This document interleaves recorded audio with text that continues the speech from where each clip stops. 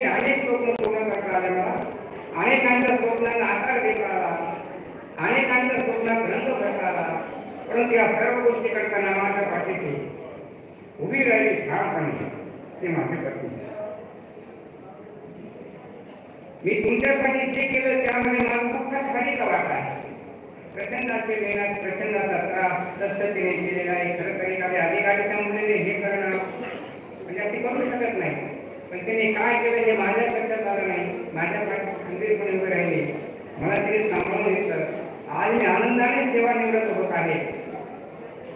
केवळ माझ्या सर्व नातेवाईकांमुळे, माझ्या परिवारामुळे आता थोडं रणदृष्ट करतो आणि मी थांबतो या ठिकाणी. सर्वप्रथम मी नमन करतो त्या विराटला. ईश्वर मी पाहिला नाही, पण एक अदृश्य अशी शक्ती आहे. अतिशय गरीब कुटुंबात मला जन्माला घातलं. Because we don't have a right to choose our family, we don't have a right to choose our religion. हम हमारा परिवार चुन नहीं सकते. भगवान जहाँ हमें जन्म देगा वहाँ हमें रहना पड़ता है. अशा नामांकित अशा संस्थेत सेवा करण्याची माझ्या आईने पात्रता निर्माण केली. आणि विशेष म्हणजे 30/7/2025 पर्यंत 30/7 म्हणजे काल मला माझ्या लक्षात नाही की उद्या रिटायर होणार आहे. वर्गात गेलो, शिकवत राहिलो, उभं राहून शिकवलं मी. ईश्वराने मला असं आरोग्य दिलं की जवळपास 32 वर्ष मी उभं राहून शिकवेल असं ठणठणीत आरोग्य हे इतकं महत्वाचं असतं, त्याशिवाय ते मोड होऊ शकत नाही. आणि मग विवेकानंद एक असं म्हणतात, if you lost wealth nothing is lost, if you lost health something is lost, and if you lost character, everything is lost. या गोष्टी मी मेंटेन करण्याचा प्रयत्न केला. या सर्व सामर्थ्य मला कोणाकडून मिळाले?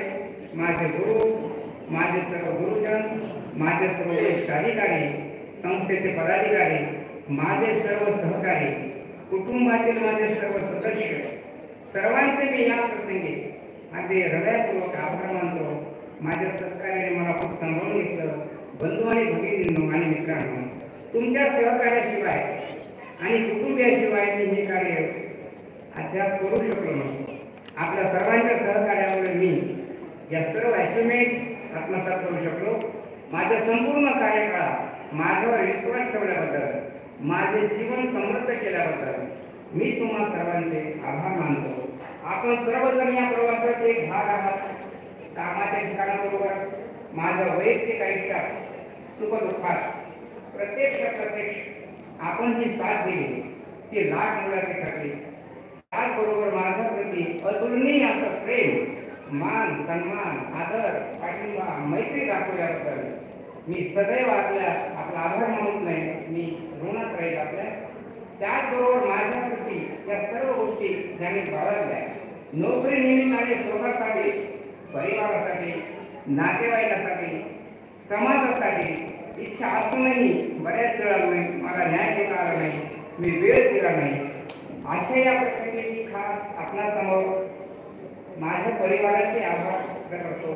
भाऊ बहीण असेल, बहिणी असेल, मामा मामी असेल, माझी पत्नी, माझा मुलगा, माझा मेवणा, माझी मेवणी, सर्वांना त्याच्या हक्काचा वेळ या नोकरीसाठी त्यांनी मला हा वेळ दिला.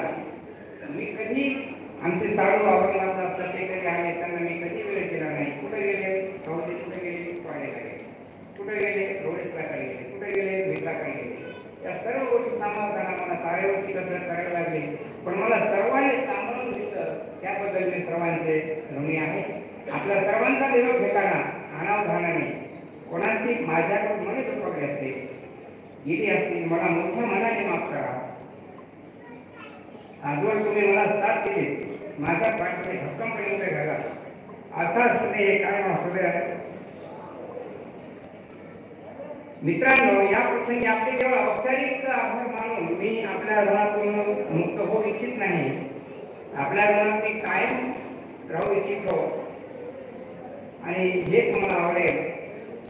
या प्रसंगी माझी खरी अचिव्हमेंट तुम्ही आहात.